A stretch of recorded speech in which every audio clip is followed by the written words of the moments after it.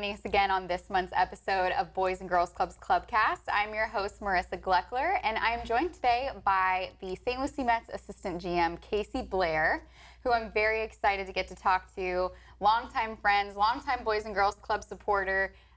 She's just been really involved in the community in so many different ways, outside of the Mets, outside of Boys and Girls Club. So let's dive right in. Sure. Thanks for having me. I'm excited to be back. It's been a while since I was on Clubcast. So. Absolutely. So talk to me about, I want to just map out your history with St. Lucie County, because you're not from here originally, but when you got here, you kind of, you're pretty much a St. Lucie County staple now. Everybody knows you. You're very involved in the community. You've been with the Mets for 9 years? 9 years, yes. So talk to me about, how you, 9 years ago, from then to today, the involvement and how much you've seen it grow. Yeah, so I started with the Mets in 2015 in January. I moved down from Daytona. I'm originally from Kentucky, so it was a little bit of a change coming to Florida, but I consider myself a Florida girl now. So, but yeah, when I first came down to St. Lucie, my boss, Paul, used to be on the board of directors for Boys and Girls Club, so he was very involved and kind of looped me into going to the events and being the person representing the Mets. And, from there, it's built into me sitting on committees, me helping with events, and I really just the growth of not only like the Mets and Boys and Girls Club partnership, but just the Boys and Girls Club in general. The growth over these 9 years that I've been here has just been amazing. Yes, and I've only been in the city for, I want to say, 4 years now, and I can totally relate to that sentiment of just seeing how the scale of the events and the scale of the nonprofits and everything has just grown tremendously. When you were talking about community involvement, obviously that's a huge part of what you do. So, and your role changed in the last few years. Talk to me about what your priorities are with the team and what you do with the Mets. Yeah, so when I was first hired, I was hired on as the Director of Group Sales and Community Relations. So community is really what I've always been passionate about. So that's kind of what my focus tends to go to. And then a few years ago, right before COVID, actually your husband and I were both promoted to co-assistant GMs. So both of us kind of have like equal roles, but we cover separate things, so we make a great team. But I cover more of the game day operations, some of our employees that are like our teenagers, all of our community relations events, any special events that come into the stadium. And then Kyle covers more of like the team operations, the player operations, the facility operations. So even with transitioning into the assistant general manager role, one of the things that still is in the front of my job and my mind is our community partnerships. And we recently, and I think I talked about this with Will the last time I was on the show, we had just been taken over by new ownership at the Mets. And they are also very passionate about being a part of their communities that their teams are in. So we've been fortunate enough to be able to build not only just our partnerships with Boys and Girls Club, but we've also been able to provide aid to help build some of the programs that, need to be built. And it's helped me be able to kind of focus on my community partners, but really push it to the next level for the partnerships with the Mets. Yeah, and the foundation, the Amazin Mets Foundation, they cover so many different categories of nonprofits. They really, between, Special Olympics projects, you guys just did a huge thing with J.C. Park and Fort Pierce. Talk to me about the breadth of what you guys do and your focus on community. Yeah, so like you said, the Amazin Mets Foundation is the new foundation from the New York Mets. And we are fortunate enough to be part of that organization as well. The Cohens really want to focus on not only helping the community in New York, but also our team in Syracuse, our team in Brooklyn, and us down here in St. Lucie. And they've been so great in allowing me to find these community groups that need help or projects that they need just an extra boost to finalize or to finish. And we've been able to help provide that because of the Cohens. So that's been really, really great. And yeah, we've done recently, we helped with the build of JC Park, which you guys were a part of too. It was so much fun. We host the Special Olympics regional softball tournaments. We do some clinics with them. And then, I mean, with you guys, we are partners for the food truck for the Workforce Readiness Program.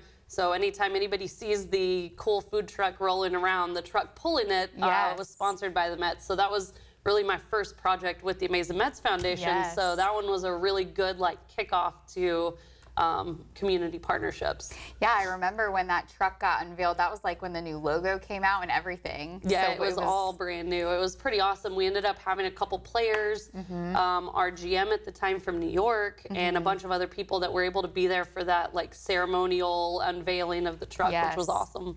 And for those who don't know about that program, it is part of our Learn and Earn food service culinary program at Boys and Girls Clubs. That truck donated by the Amazin Mets Foundation, as well as many other community partners who helped with the food trailer, Southern Eagle, A&G, many community partners like that. That has led to us taking part in and our teams working at hundreds of events throughout the county. I mean, that unveiled in 2021, I want to say. Yes. Yeah. So throughout 2022, pretty much we hit over 400 hours of community service. Our teams that are working on that truck are earning real world experience, and we would not have been able to do that without the Amazin Mets Foundation and of course Kasey's support. So we're much appreciative of that. Yeah, the food truck has been at a lot of the events that have been hosted like in our parking lot at the stadium too. And I tell people every time that I see it at an event that they've got to hit the Boys and Girls Club truck because they have some good burgers and some good fries. So. Yes. Oh yes, the fries are so good.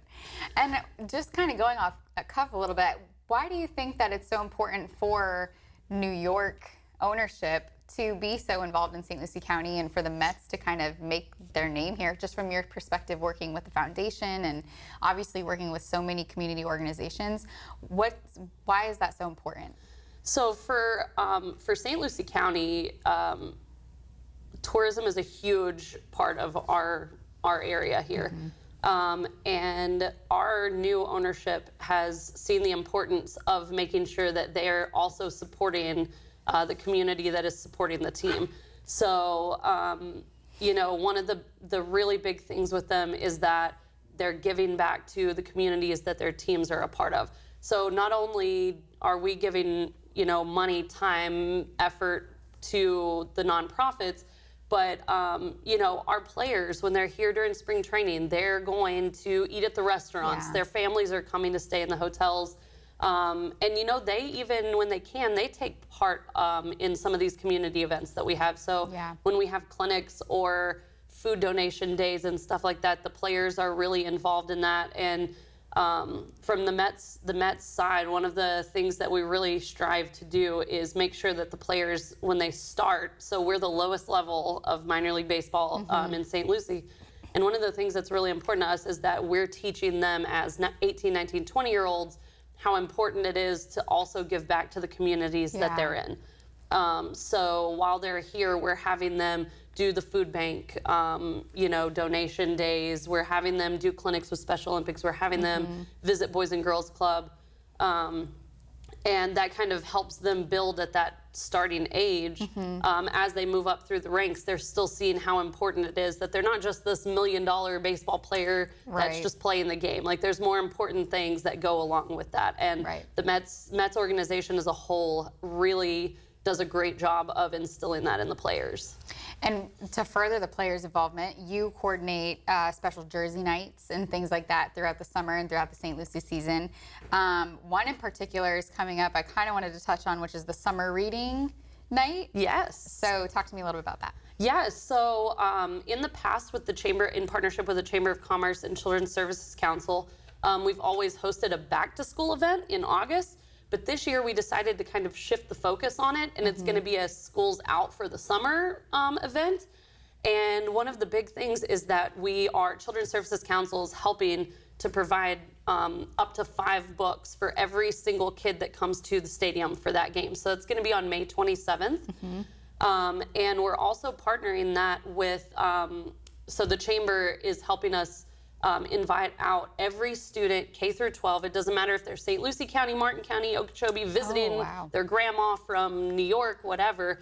As long as they're K through 12 age, they'll get a free ticket to the game and one free ticket for a companion. So whether that's a parent, a sibling, whoever.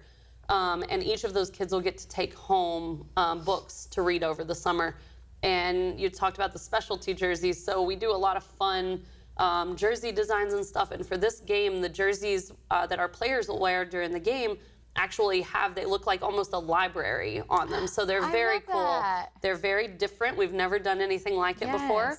And all of the money that we make, so we auction the jerseys online, and all of the money that we make from those jerseys will go to what we're hoping is going to be purchasing a few book vending machines for a couple of the schools, hopefully. And then my goal is to get one for the stadium so that kids can come to the stadium and kind of, go to the book vending machine and redeem a book on, a baseball book or a sport book or, something like that. So that's a really cool project that we are ready to get involved in. I love that idea. I've heard of the little libraries, the little pop-up, but I've never heard of a book vending machine. Yeah, I think there's one or two schools in our district now that already have one that got them installed, I believe, last year. And that's a big project with Children's Services Council. They're kind of working on that. But, we want to spend the money. We want to get one for ourselves, but then we also want to use the remainder of the money we raise that night to help a couple other schools, push to get one in their schools as well. And I know Children's Services Council, with their reading programs, they have a superhero. I believe his name is Bookman. I don't want to butcher his name. I think it is as well. Is Bookman going to be there? Yeah, he will definitely be there. He's got a cape. He hangs out with all the kids. I know we're going to have tons of vendors. We'll have a face painter. We'll have giveaways from a bunch of Chamber of Commerce businesses that are members of the Chamber of Commerce. So there's going to be a lot of things happening that day at the stadium, and it's going to be a lot of fun.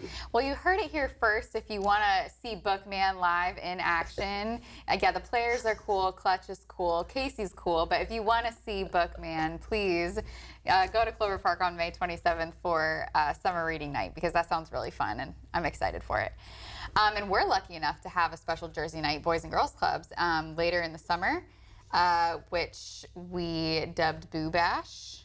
And that kind of leads into our chili cook-off, which is our 41st annual chili cook-off. We talk about it all the time. I'm sure you guys are so sick of hearing about it, but it is our biggest event, and it is so exciting, and it takes place at Clover Park. And Kasey sits on our committee and has for 3 years now. And we were just talking about all the incredible things that are going to be happening at this year's chili cook-off. Talk to me about how you've seen the event grow, because how many years, you've been on the committee for 3 years, but how many years have you participated? So we've participated in Chili Cook-Off long before I was ever with the Mets, but it was one of the first big events that I ever did the first year that I was with the Mets. So I was trying to think of what the theme even was that year, but yeah, I mean, we've been a part of it every single year, even through the year that we had to do virtual. And it's one of the best events that there is around the whole county. There's awesome 5Ks, there's great galas, there's great cornhole tournaments, but Chili Cook-Off is one of the unique, really awesome events that we have here in the county. And with it transitioning to the stadium, we're able to fit even more people than we were before. So, we're getting Boys and Girls Clubs able to get more exposure to the community. We're able to raise more money for the community. So it's, this year's going to be a big one. And this year's theme is Spooky Cinema, which was kind of born out of the idea. A few years ago, we did a Halloween, I believe it was just overarching general Halloween theme.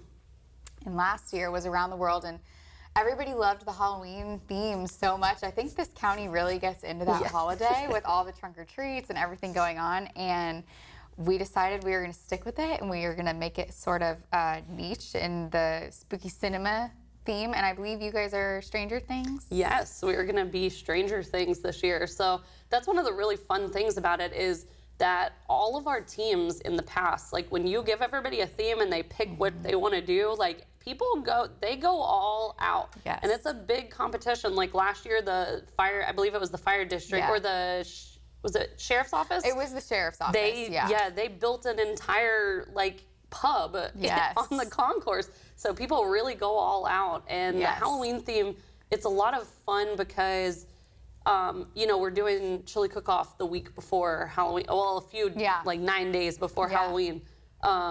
So it really like builds right into that, and we can, have the spooky booths, but then also like kids are gonna dress in costumes. We'll do trunk or treating at each, table, and it just makes that whole theme like tie together, and it just makes it so much fun. And Halloween's my favorite holiday, so anything that I can do that's spooky, I'm ready for. So yeah, when you say that they built a pub, I mean, they legitimately had power tools out there. They were building this structure, and you don't have to. Teams don't have to go that all out. I mean, there are so many different ways that you can go about it. I know we were just talking about this in years past. The Mets at their booth built like a mini movie theater and had like the Harry Potter movies playing, and kids could come and watch the movies. And there's so many different ways you can go about it. And I think too with this theme, I've had a lot of people say like, well, I don't watch scary movies. Like, I don't know what scary movies. And I'm like, have you heard of Casper? Yeah. Or Hocus Pocus? I mean, there are so many. Scooby-Doo? Yes. Yeah. There are so many good themes, and they are filling up. We have 30 team spots available, and they are filling up. So if you're out there and you're interested in your business, maybe it's a community group, your neighborhood, your tennis team, whatever, you want to participate in the 41st annual Chili Cook-Off. That's going to be taking place October 21st, 2023 at Clover Park. You can go to our website, www.bgcofslc.org, to get more information. It's going to be a really, really big event. So that said, is Chili Cook-Off how you initially got involved with Boys and Girls Clubs? Like, was that the first event? So the first event I ever went to was Youth of the Year, the banquet. Yeah. I, myself, and one of my coworkers, Lauren, the two of us always went to every single of the big events because we are a strategic partner with Boys and Girls Clubs, so we had seats already at those events. And Paul and our other boss, Treyer, sometimes they are busy or they have other events going on, so they used to send Lauren and I to fill in for them. And the very first one I ever went to was Youth of the Year. And I just remember thinking, like, this is so different than anything I've ever seen before, because I didn't really have any involvement, or we didn't even have Boys and Girls Clubs where I'm from when I was growing up. So I didn't even really know what it was outside of the logo and that they existed. Yeah. So that event was really like a good kickoff to me getting involved. And for the first few years, Paul was still involved because he was doing less traveling at that time. So he was still involved in a lot of stuff, but I would tag along with him. And then he kind of transitioned it over to me. So now I'm the, one that comes to all the meetings and goes to all the events. And I'll drag along, Lauren or Kyle or Josh or whoever in our staff I think needs to have a little Boys and Girls Club in their life. So. And that's interesting that you said that you didn't have clubs or knowledge of clubs beforehand. And Youth of the Year is one of those events that we talk about all the time too. But it's one of those events that's the perfect way to be introduced to Boys and Girls Clubs and what we do. And this year and last year, you were a judge. Were you a judge before that? No, it was just last year and this year. Yeah. And last year we had a state winner. This year we have a state winner. Yes, we do. So coming up in June, she'll be Miss Mia. She will be competing at the regional level in Atlanta. That's going to be, we're very excited to see her, where she goes with this. I mean, I think she's got a really good shot this year. And I know in last year as well that all 4 candidates, I mean, it has to be a really tough decision to be a judge. Yeah, it was, we keep a score sheet, but even looking at the score sheet at the end of the panel when we had to interview them and stuff, I mean, their scores were within all 4 of them within 1.5 points of each other. So we had a great group of judges too, and everybody really talked through, all of the good points about all 4 of these teams. And I mean, they really, all 4 of them were amazing. Yeah, and Mia now is a senior. She just graduated from IRSC with her AA, which is crazy. And now she's going to graduate from LPA. So she did it backwards. But the other 3 candidates were all younger. So it just goes to show how much talent and how much, leadership is within these teens that we're going to get to see for years to come. So that's really exciting.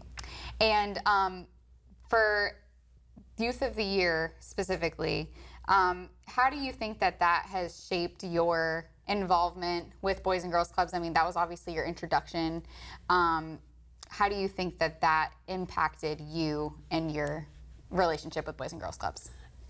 Yeah, I mean, last year and this year both, all 8 of the contestants that, the Youth of the Year contestants that I've seen and gotten to interview and gotten to hear their amazing speeches and stories. I mean, they just, these teens are just so, there's not even words to describe them. Yeah. They're sitting in front of a panel of, how many, 8 of us, 6 of us? Yeah. That are, business professionals within the county. And I'm sure it's very intimidating. And, I just have learned from them, they are just so unfazed, or they come off as so unfazed when they're sitting there in one of those, not tough situations, but very anxiety, yeah. right, it just, and I could never do that. No. And watching them be able to do that, and watching Mia grow year to year too, and just how much she, from doing it once and then seeing it and being more comfortable. I mean, they're just an inspiration to all of us that are on that panel.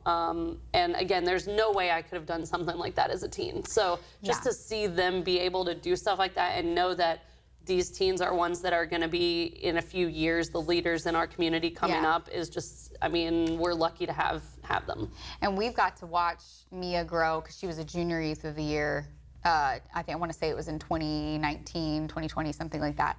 And then we got to watch her be State Youth of the Year for the past 2 years now. And we've got to see her do amazing things. And this past week, she actually spoke at our Boys and Girls Clubs of America National Conference. So she spoke to hundreds of stakeholders, board members, club leaders flawlessly. I mean, this girl can do anything. So, and one of the Youth of the Year, Club Youth of the Year representatives from last year, Essence, actually went on to work with you guys. She did, yeah. She came on board and was our on-field microphone host for spring training and for our minor league season. So she was up on the dugout in front of 5,000-6,000 people during spring training, just which helmet is the ball under, and all our fun games. And we're really lucky to have a partnership with Boys and Girls Club, because if we do need something like that, we can reach out to you guys, and you guys have so many talented teens that we can pull from if we need somebody to do stuff like that. And it's so crazy because, and it just goes to show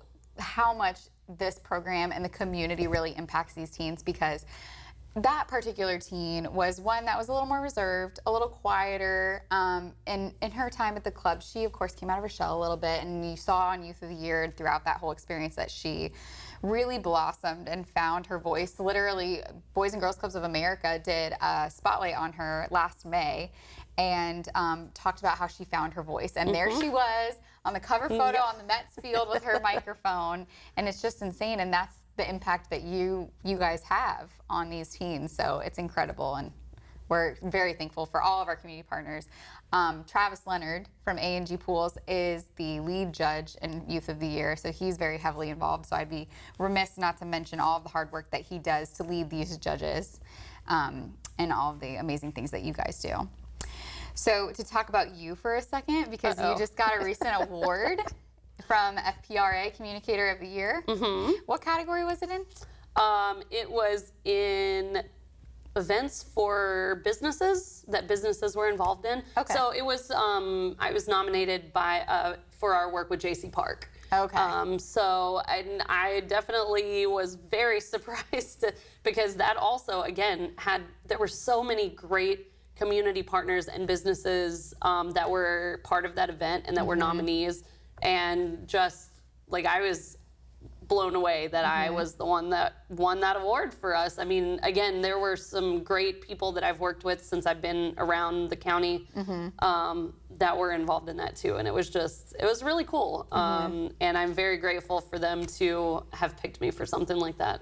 I didn't get to attend that event, so I don't know who all was in the running with you and who all was involved in that event, but it looked like there was a very stacked, from what I saw on social media, very stacked ballot, but you're very deserving because of all of the relationships that you have in the community with all the different nonprofits. Do you know how many nonprofits that you've gotten to work with?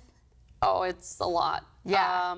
I know I try to keep a list every year because there's some, that we've built partnerships with. Like from starting, the first thing we used to do was just donate free tickets for them for something. And now it's turned into a partnership where we have them out at the stadium for big events and, we support them when we can. And I mean, it's a lot. And if there's somebody in the community that we haven't worked with directly, reach out to Marissa and she'll get you in touch with me because, we want to make sure we're reaching out to all of the nonprofits that we can help in this community.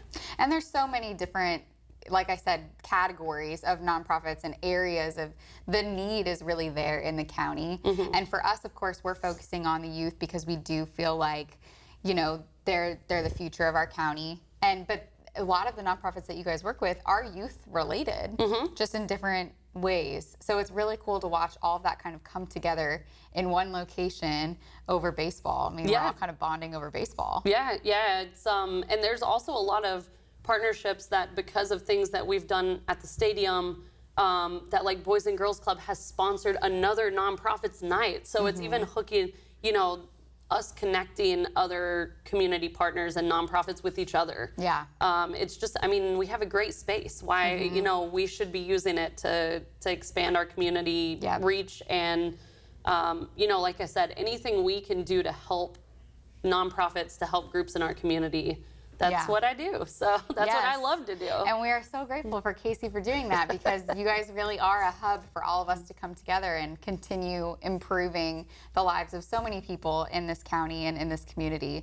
So we covered a lot of things today because you're so heavily involved. Yes, we did. To give a little recap for anyone who's interested in getting involved in these things, we did talk a lot about our programming, our Learn and Earn food truck and things like that. We do have a lot of information on that. Summer camp is coming up where we're going to focus a lot on workforce readiness. That includes our Learn and Earn program and food truck.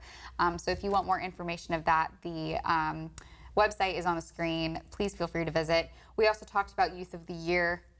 That's an annual event that did pass this February, but we're going to be cheering on Mia as she takes on the regionals in Atlanta in June, and then who knows where it'll go from there. I know she's going to do huge things. And then we also talked about Chili Cook-Off, and I know I gave all the information, but just in case there's anybody out there who is unaware or wants more information on Chili, Youth of the Year, anything else, please don't hesitate to reach out to any of our clubs. We do have 25 locations throughout the county, and you can also go online to get all the information that you could possibly need. I know the website is not on the screen, but if you're interested in getting in touch with Kasey or getting involved with the Mets in any way, you can go to their website, stluciemets.com. Yep, stluciemets.com. It's pretty easy. So thank you so much for all that you do, all that the foundation does, all that the Mets do, and I know that the impact that you guys have on the kids is amazing. So thank you so much for having. Yeah. Thanks for having. Thank you for having me. This has been great.